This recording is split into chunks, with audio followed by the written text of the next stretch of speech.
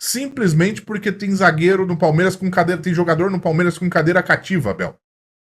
Esse, pra mim, é um dos motivos também do fracasso do Abel Ferreira, do fracasso desse time do Palmeiras. Fala, galera, beleza? Beleza não tá, né?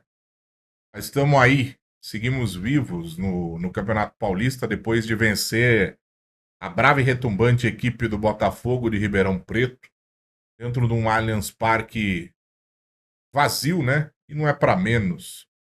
A própria situação do time, o futebol do time, ilustra muito bem essa arquibancada vazia que a gente viu lá. Bom, é isso. Vencemos o Botafogo, jogo ruim da equipe do Palmeiras, apesar do placar. Jogamos muito mal, sofremos aí para conseguir furar esse bloqueio que virou uma receita, na verdade, para parar os times do Abel Ferreira agora, o time do Palmeiras, né? Basta você vir com uma linha de 5 e jogar lá atrás no contra-ataque que você simplesmente acaba com essa equipe do Palmeiras, que não tem alternativa de jogo para conseguir furar esse bloqueio.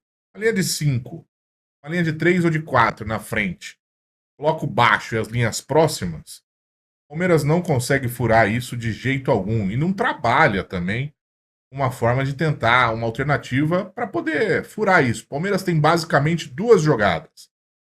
Uma delas é a bola longa que todo mundo conhece, barra bola na área, o chuveirinho. E a outra é a bola no Estevão, né? Que ontem estava inspirado, parece estar recuperado aí da amidalite que ele tinha. E ontem estava inspirado, e num lance ali de pura genialidade, ele passa por todo mundo, dá a bola no Veiga, a devolução do Veiga não é lá aquelas coisas, porque ela vem no meio de 3 jogadores do Botafogo. E mesmo assim, ali num enrosco, num drible e outro, o Estevão deu sorte, a bola sobrou para ele, e aí ele toca com muita categoria por cima do goleiro, ali uma cavadinha mais ou menos, pelo que eu vi. E faz o gol de empate, que se não fosse esse gol de empate, a situação ia ficar, acho que pior, viu? Porque o time tava nervoso, o estádio tava vazio, a parte da torcida organizada tava fazendo um protesto, né, de silêncio. Muito provavelmente, apesar da outra parte estar cantando, eu acho que se esse placar de 1-0 empurra por mais tempo, chega uma hora que o torcedor começa a ficar tenso também. E aí tinha tudo para ter sido um vexame ontem e culminando com a não classificação do Palmeiras para a próxima fase. Mas ainda bem que venceu, né? Tava comentando aqui que é complicado esse negócio, porque eu não sei se com vocês acontece isso, mas comigo é assim, é um misto de sentimentos. Eu tô vendo o jogo e eu fico muito feliz com a vitória, fico feliz quando sai o gol, mas ao mesmo tempo eu tava pé da vida, tava puto da vida. E às vezes fico pensando, pô, essa diretoria e esse trabalho que a comissão técnica vem fazendo merecia a desclassificação, para ver se acorda, para sofrer as vaias do fracasso que tem sido esse trabalho, tanto na temporada passada como nesse início de temporada. Tanto na questão de trabalho mesmo do time, que falta, Abel. Falta trabalho do Abel, da comissão, para arrumar alternativas de jogo para esse time que não consegue criar uma jogada. Não tem jogada, é um deserto de criatividade isso aí. E na marcação também, nossa, a recomposição do Palmeiras, que já foi muito elogiada, né? O sistema defensivo que já foi muito elogiado, marca da comissão do Abel, baliza zero, também é de uma lástima. É todo mundo correndo para trás de qualquer jeito, salve-se quem puder, na hora do contra-ataque do adversário. Qualquer adversário consegue contra-atacar o Palmeiras muito bem, e na maioria das vezes é gol, viu? Pode reparar isso aí, que na maioria das vezes é gol. E a diretoria, o fracasso da diretoria, que não tem competência para encontrar peças e contratar essas peças para reforçar essa equipe. Faltando aí 8 dias para 7, 8 dias para o fechamento da janela. Não sei se é dia 28 ou 29, não me recordo agora. Mas falta menos de 10 dias para fechar a janela e o Palmeiras está aí com sérias necessidades no elenco. E esse é o elenco que a gente vai até o meio da temporada. Vai pro Mundial, vai o começo da Libertadores, começo do Brasileiro. Esse é o trabalho e esse é o elenco. Muito mal. Isso ilustra muito bem a nossa fase no Campeonato Paulista. Então, o jogo foi reflexo disso tudo. Foi terrível. E eu parabenizo os fortes guerreiros que estiveram lá assistindo esse jogo do Palmeiras. Mas ainda bem que terminou com uma vitória. É isso que eu estava falando sobre o mix de sentimentos. Você torce para se classificar porque você ama o Palmeiras, você é palmeirense, você fica feliz com aquilo. Eu fico feliz com aquilo, fico feliz com a vitória. Mas por outro lado, eu também acho que essa diretoria e esse trabalho da comissão merece o fracasso. Merece a derrota, a desclassificação. Então, quando você tá puto ali com o jogo que o Palmeiras tá fazendo, esse é o sentimento.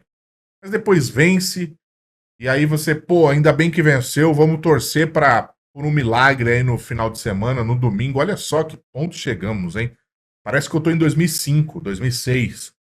Torcer por um milagre para se classificar no Campeonato Paulista. E a gente tem jogo duro. Outra coisa absurda que eu tô falando aqui, que eu nem acredito que eu esteja falando, mas a gente tem jogo duro contra o Mirassol e a Ponte Preta ainda joga em casa. A gente tem que torcer contra. É muito absurdo. É tanta coisa absurda que eu tô falando que eu não consigo nem terminar a frase.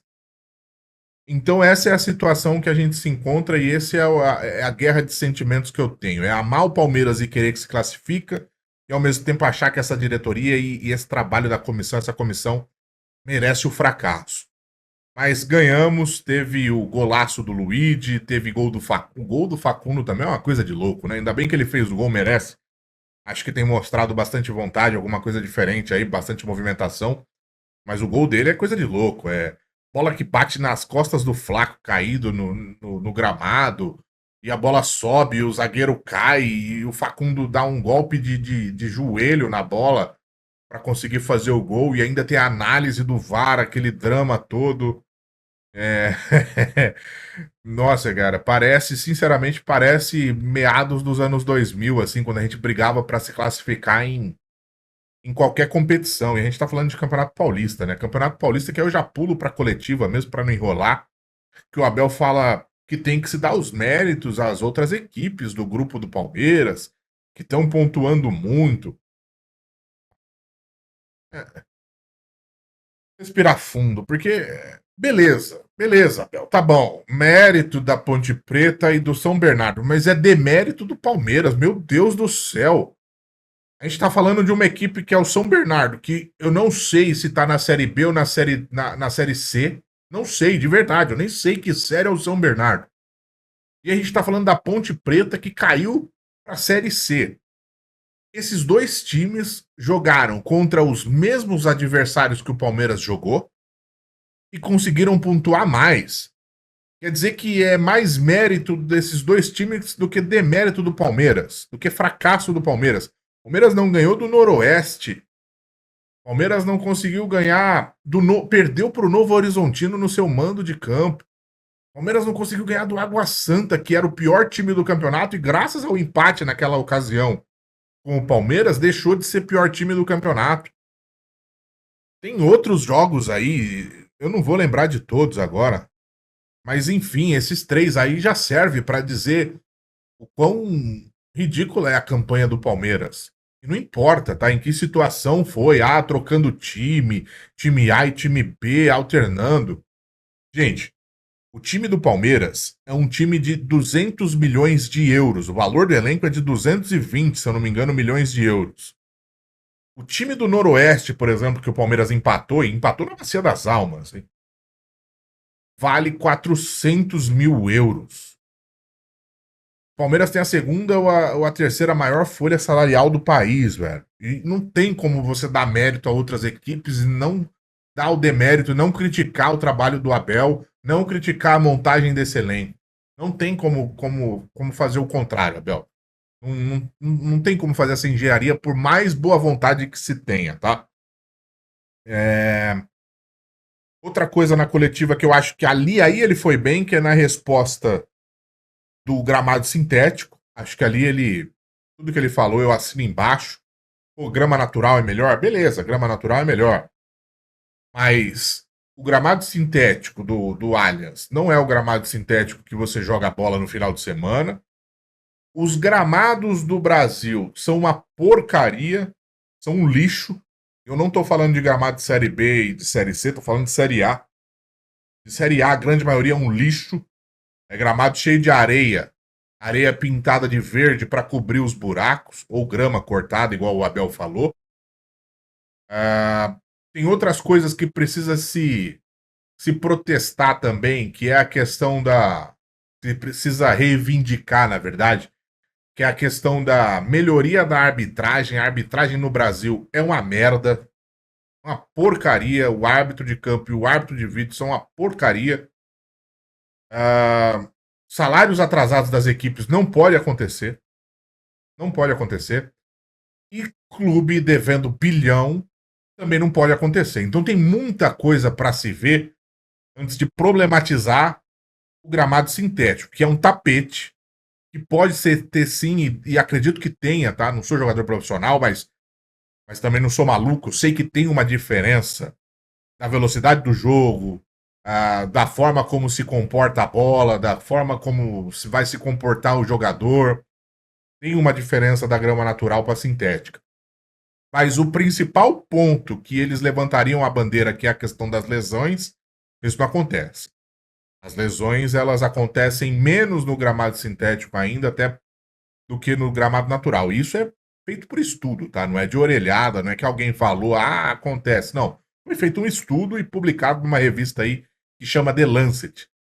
É uma revista de medicina, uma das mais famosas, se não a mais famosa do mundo. Fiz um vídeo sobre isso há um ano atrás aí no canal. Se você quiser ver, tem uma edição mó legal nesse vídeo aí. Assiste lá, gramado sintético. Que eu já tinha esse papo de ele poder ser proibido. Mas enfim, tá, já me alonguei aqui. A resposta do Abel nesse ponto para mim foi ok. Depois o Abel fala a respeito do 9 de novo. Vou só com o Flaco. Ele fala praticamente assim, vou só com o Flaco pro Mundial. E é isso. Aparentemente é o que vai acontecer. A não ser que o Palmeiras, nas últimas horas aí, faça uma proposta bilionária, né, entre aspas, pelo Vitor Roque e consiga trazer o Vitor Roque. E aí ele fala do scout também, que o scout precisa trabalhar para encontrar jogadores desconhecidos, e de fato aí eu concordo. O scout precisa principalmente... Claro, o scout tem que trazer os números, os dados de um jogador conhecido, como é o Vitor Roque, como é o Paulinho, para você poder analisar, para a comissão técnica poder analisar. Mas o trabalho principal do scout é achar aquele cara que não tá no radar. É achar aquele cara que ninguém viu, que ninguém tá falando, que poucos estão falando. E isso não tem acontecido no Palmeiras. Aí eu não sei se também é barrado pelo feeling, né, da presidente. Que a presidente, lá atrás, ela tinha dito que tinha o feeling para contratação. Esse atleta não, esse sim. Deu para ver que esse feeling funciona legal, viu, Leila? Tá funcionando bem pra caramba. E a gente tem o Anderson Barros, que é... Anderson Barros. O Anderson Barros, que é um gerente de futebol ocupando o cargo de diretor executivo do Palmeiras. É incompetente demais para contratar, é incompetente demais para montar elenco, incompetente demais para planejar o futebol do Palmeiras. Ele pode ser muito bom para resolver problemas internos, para criar bom ambiente de trabalho para os jogadores, mas para planejar o futebol precisa de alguém mais competente, e não é de hoje, tá? Não é de hoje. E a aprovação do Abel também, né, Abel? Você aprova cada jogador ruim também, velho. 80 ou 90% do jogador que você aprovou não dá certo. Você falou aí do Paulinho, do Facundo, mas falta falar de Caio Paulista, de Atuesta, Danilo Barbosa, Alain Pereur. Tudo essas tranqueiras aí que ia ficar aí, né, se não fosse emprestado também. Tinha jogador que era emprestado, ainda bem, que senão ia ficar aí. E aí a gente chega no outro ponto, né? Que pra mim é o ponto central do vídeo aqui, principalmente da coletiva de ontem. Que é quando ele fala a respeito do Naves. Que o Naves, praticamente ele deixa claro que o Naves pediu para sair. E o Naves pede para sair, deu para ficar evidente que é porque ele quer mais minutos em campo. E ele merecia mais minutos em campo. Sabe por quê? Porque ele é o melhor zagueiro hoje que o Palmeiras tem atuando. Ele é o que está em melhor forma. Melhor que Gomes, melhor que Murilo.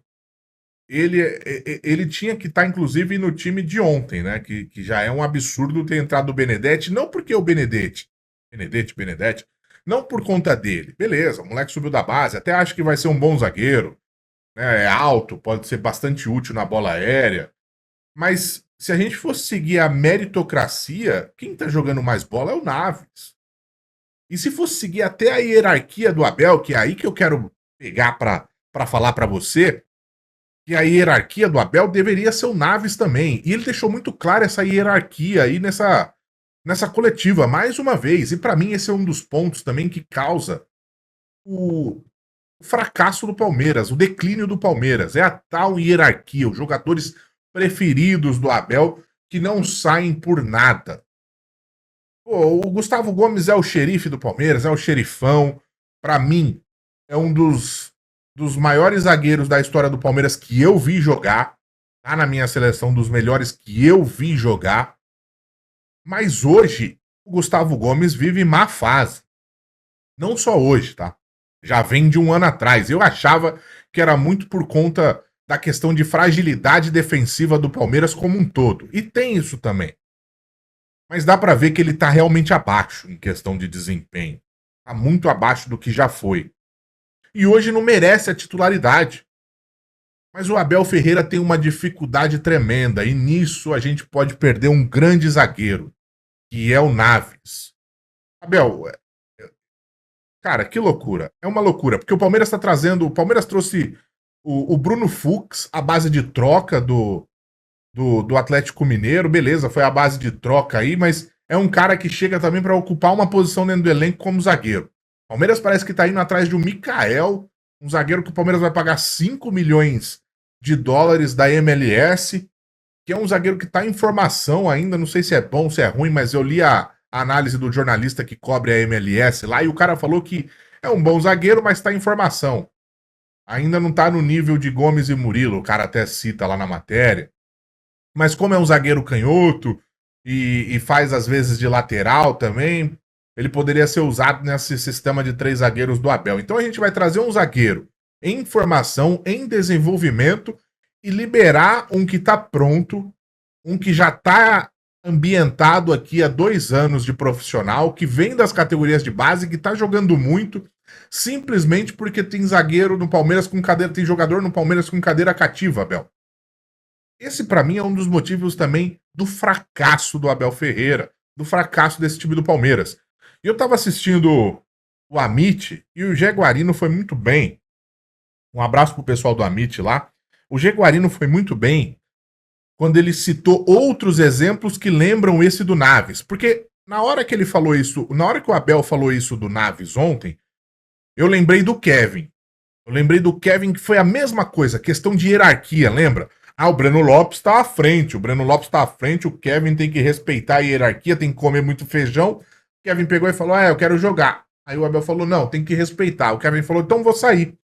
E aí a gente ficou sem o Kevin na temporada seguinte, que era um bom jogador, que tava se desenvolvendo. O Kevin foi pro Shakhtar, faz gol em Champions League, mas não servia para jogar aqui porque tinha hierarquia com o Breno Lopes. E aí a gente perde o Breno Lopes. Perde não, né? A gente vende o Breno Lopes, que também não dava mais, e traz o Lázaro. Ou seja, a gente tinha o Kevin, mas por uma questão de hierarquia, pra vaga do Breno Lopes, que o Breno Lopes era o dono da posição, ele foi vendido. Depois o Breno Lopes foi vendido e a gente ficou com o Lázaro, porque a gente precisava de uma peça para aquela posição.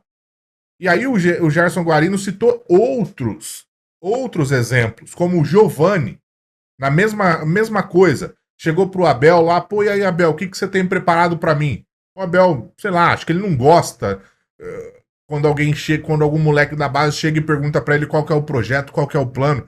Parece que é uma afronta, parece que o cara tá xingando a mãe do Abel quando ele pergunta isso pro Abel. E aí, o que aconteceu com o Giovani? Linha na pipa também. Foi negociado, nem chegou a jogar. Jogou muito pouco pelo Palmeiras e às vezes que jogou muito bem, tá? Jogou muito bem, poderia ter sido bem mais aproveitado pelo Palmeiras. Ele citou também o Luan, que não é da base do Palmeiras, mas lembram que o Luan estava vivendo uma boa fase. Naquele momento, o Luan era o melhor zagueiro do Palmeiras e quando chega num jogo decisivo, a final, eu acho, ele tira o Luan e coloca o Gustavo Gomes. E coloca o Gustavo Gomes para ser o zagueiro no jogo decisivo. Mostrando mais uma vez que tem cadeira cativa de alguns jogadores no elenco do Palmeiras. E isso a gente pode citar também o Luiz Guilherme, que poderia ter sido muito mais aproveitado. Porque o Luiz Guilherme falou que gostava de jogar na meia, o Veiga estava mal na meia, mas o Abel não tirou o Veiga por nada, porque é outro jogador que tem a cadeira cativa no elenco. Então tem alguns jogadores ali que são os preferidos do Abel e tem a cadeira cativa. E para mim esse é o ponto central de muita coisa. O Palmeiras perde muito jogador também, o Palmeiras deixa de testar jogadores, de aproveitar jogadores, porque tenham os preferidos do Abel, sim. Tem os jogadores que não saem do time por nada. E ou fazem com que a gente perca garotos da base aí que poderiam ser promissores, ou então faz com que a gente perca jogos mesmo. A gente perca jogos, colocando o cara que não tá rendendo por uma questão de preferência, de hierarquia, quando deveria existir a meritocracia. O Abel ele precisa, no meu modo de ver, aprender a lidar com isso. Porque se ele não aprender a lidar com isso, ele nunca vai conseguir ser um treinador de uma equipe europeia gigante, que lida com vários craques. E toda hora precisa colocar um cara no banco, toda hora um cara vive melhor momento que outro. Isso é do treinador, isso é da função do treinador, cara. Você precisa ter coragem de fazer isso. E esse é outro problema que acontece muito no Palmeiras e que a gente já reclamou demais. Agora, pra mim vai ser um absurdo perder o Naves simplesmente porque ele quer jogar mais e o Gomes e o Murilo não podem sair da equipe. Então joga com 3 zagueiros, cara. Joga com 3 zagueiros e põe o Naves nessa equipe. Agora você vai liberar o Naves aí, parece que o interesse é do Cruzeiro. Você vai liberar de graça entre aspas, para um Cruzeiro que não vai pagar muito, não vai pagar quanto o moleque vale, simplesmente para trazer um outro que vai aceitar sentar no banco. Cara, isso não faz o menor sentido para mim e já são vários exemplos dessa forma e mostram como o Abel tem muita dificuldade em gerir esse elenco. Então esse é o ponto para mim que precisa de uma atenção e eu quero saber a opinião de vocês aí. Espero que vocês tenham assistido até aqui, porque eu deixei para falar isso no final, porque realmente deixa a gente meio puto mesmo, sabe? Deixa meio bravo, meio revoltado com esse tipo de coisa. Porra, o jogador não tá jogando bem, é banco, irmão. Dane-se se é o Veiga, se é o Gomes, se é o Everton, se é o Marcos Rocha, se é o Piquerez, né? Que são esses os líderes do elenco. Se esses caras não estão jogando bem, eles têm que ir pro banco. E eu não tô falando pra qualquer moleque da base você pegar e pôr no titular. Mas, pô, a gente tá falando de um cara que tá há 2 anos já no Palmeiras e tá jogando muita bola. Tem a saída qualificada, inclusive o lançamento do gol ontem foi dele. Tem a saída qualificada, tá bem como zagueiro. A gente tinha o Luiz Guilherme na mesma situação. A gente tinha o Kevin na mesma situação. Quantos a gente vai precisar perder? Quantos jogos a gente vai precisar perder? Quantos campeonatos a gente vai precisar perder pro Abel largar essas convicções dele e evoluir, cara? Evoluir, porque a gente tá preso na limitação do Abel Ferreira. Esse é o meu modo de ver. A gente tá preso na limitação do Abel Ferreira. Claro, incompetência da diretoria tá sempre presente ali, rodeando tudo. É o ar que se respira desse time do Palmeiras, é a incompetência da diretoria. Mas a gente tá preso na limitação do Abel Ferreira. Limitação de arrumar alternativa para esse time jogar e limitação da meritocracia, de aplicar a meritocracia nesse elenco. Então, é isso. Seguimos vivos, pelo menos até domingo, onde a gente tem que torcer para Ponte Preta não ganhar e torcer para esse time encaixar um bom jogo contra o Mirassol. Olha isso, contra o Mirassol, que tem jogadores experientes e que vai jogar em casa e que vai ser um jogo duro. Que vai ser um jogo duro. E mais um detalhe. Por que eu ainda assim torço para se classificar? Porque eu acho que mesmo com a desclassificação, apesar de merecerem a desclassificação pela incompetência demonstrada, tanto diretoria quanto comissão, eu não acho que a desclassificação vai fazer com que a chavinha na cabeça deles mude. Que mude a cabeça do Abel que mude a cabeça da Leila e que mude a cabeça do Barros. Bom, bem que a cabeça do Barros não precisa mudar. Precisa mudar o Barros de função. Mas eu acho que a desclassificação não vai fazer com que eles entendam que o caminho tá errado. Então é por isso que eu vou torcer para que se classifique. Mas merecem a desclassificação. Então é isso, rapaziada. Muito obrigado por assistir. Deixa o like se você gostou, se inscreva no canal e deixa no comentário a sua opinião, que é muito importante. Um abraço e até a próxima. Valeu!